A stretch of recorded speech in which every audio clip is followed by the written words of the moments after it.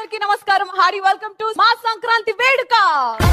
పొద్దున్నే బేవర్స్ గాళ్ళు ఎక్కువైపోయాయి. ఒక సంక్రాంతి బంపర్ ఆఫర్ కూడా ఉంది. ఇక్కడికి ఎమోషనల్ అవడానికి రాలేదు, మిమ్మల్ని ఎమోషనలైజ్ చేయడానికి వచ్చాను.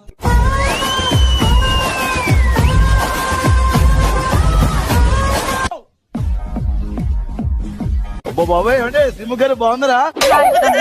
ప్రోటోకాల్ రామచంద్ర ఈ ఓరాక్షన్ భరించలేకపోతే థ్రెడ్ ఉంది ఆవిడ దగ్గర. థ్రెడ్ కాదు, అది థ్రెట్. నువ్వేం చెప్పావు నీకైనా అర్థమైందా? నాకు ఈ ఆఫర్స్ కూడా ఉన్నాయా? నువ్వెన్ని యాంగిల్స్ చూపిస్తావు? ఆయన 100 కోట్లు పెట్టి మీ స్టార్ మామూలుతో సినిమా తీయబోతున్నాడు. మీ ముఖం చూస్తుంటే రూపాయి కూడా పెట్టి మన serial super stars hearty welcome. రేయ్ మొత్తం స్క్రాప్ ఇక్కడే ఉందేంట్రా? ముందుగా మాట్లాడాలి. ప్రభాకర్ గారు ఎలా ఉన్నారు? సూపర్ స్టార్ ప్రభాకర్ గారు మాటలు సూపర్ స్టార్.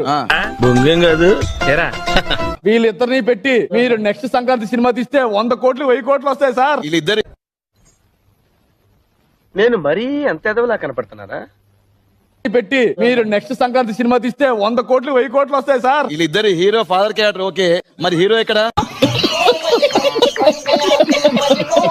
సంక్రాంతిలోని ఒక పండుగ ఈవెంట్ కి మీరు రావడం ఎలా అనిపిస్తుంది? పండగలా అనిపిస్తుంది. వీడిక్కడ తగలబెట్టండి సార్ నిరంజన్ గారు. ఎందుకండి అంటేనేమో అందరికీ కోపం వస్తుంది, అందరూ హర్ట్ అయిపోతారు. ఎలా గన్మేను వేసేయమంటారా?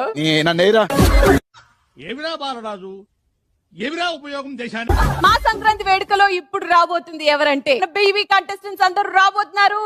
మరి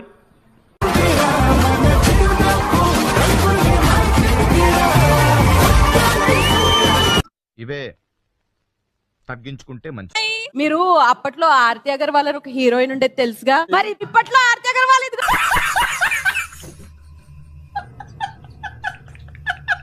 జాబితారా రండి. రిక్వెస్ట్ అండి బాబు. ఇప్పుడు కమాండర్ రిక్వెస్ట్ సార్, అసలు కమెంట్ చేసే పరిస్థితి సార్, జస్ట్ రిక్వెస్ట్. బేబీ జోడీ సీజన్ 2 లో నువ్వు కాకపోతే ఇంకెవరితో చేయనని చెప్పేసి ఆ షోయే వదిలేశాడు. నేను నిన్న అడిగా వద్దన్నది. దరిద్రుడా, ఒక్క మాట మంచిది రాదు నోట్లోంచి. అది నోరే